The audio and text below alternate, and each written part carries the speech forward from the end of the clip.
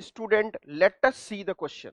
Particle of mass 5 m at rest suddenly break into its own three fragments. Two fragments of mass m, each moving along mutually perpendicular direction with the speed, the energy released during the process. तो student इस question का जो basic concept है वो है conservation of momentum in 2D। यहाँ पे 1D नहीं है, यहाँ पे 2D है, आपको ध्यान रखना है। मतलब ये पार्टिकल है, इसके 3 टुकड़े हो रहे हैं, ठीक है। इसमें से 2 जो पार्ट्स हैं वो परपेंडिकुलर इस तरीके से जा रहे हैं,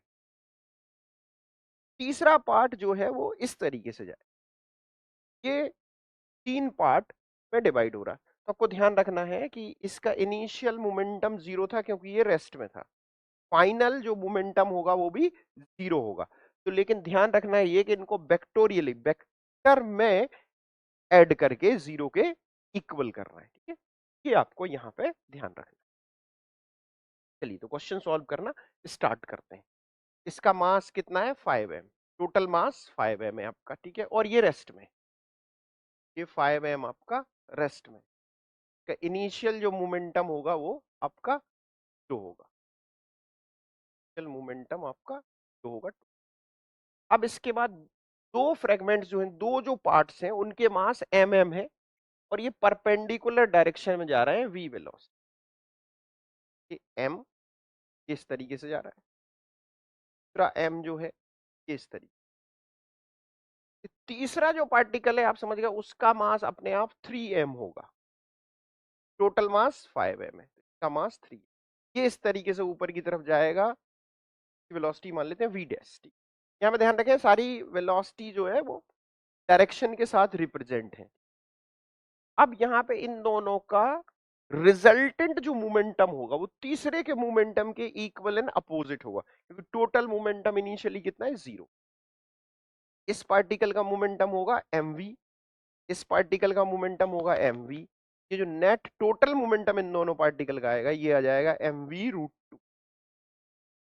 अब जो तीसरा पार्टिकल है इसका जो मोमेंटम का मैग्नीट्यूड है वो इसके इक्वल एंड अपोजिट होगा, इससे आपको ये v डैश मिल जाएगी।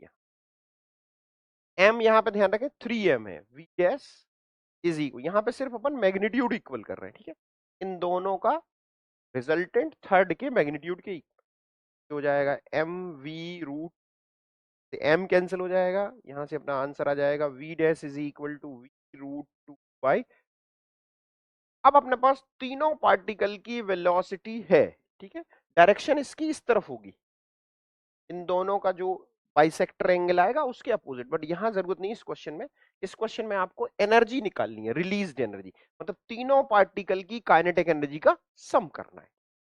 पहले पार्टिकल की काइनेटिक एनर्जी है m v स्क्वायर, दूसरे पार्टिकल की m v स्क्वायर, तीसरे पार्टिकल का ध्यान रखना है मास 3m है और वेलोसिटी कितनी है इसका स्क्वायर करना है, तो v√2 का स्क्वायर 2/9।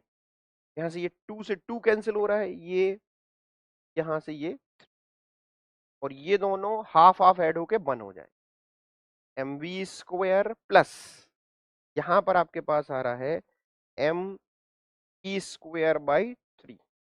ये एलसीएम लेंगे तो यहाँ हो जाएगा 3 + 1 4/3 mv स्क्वायर।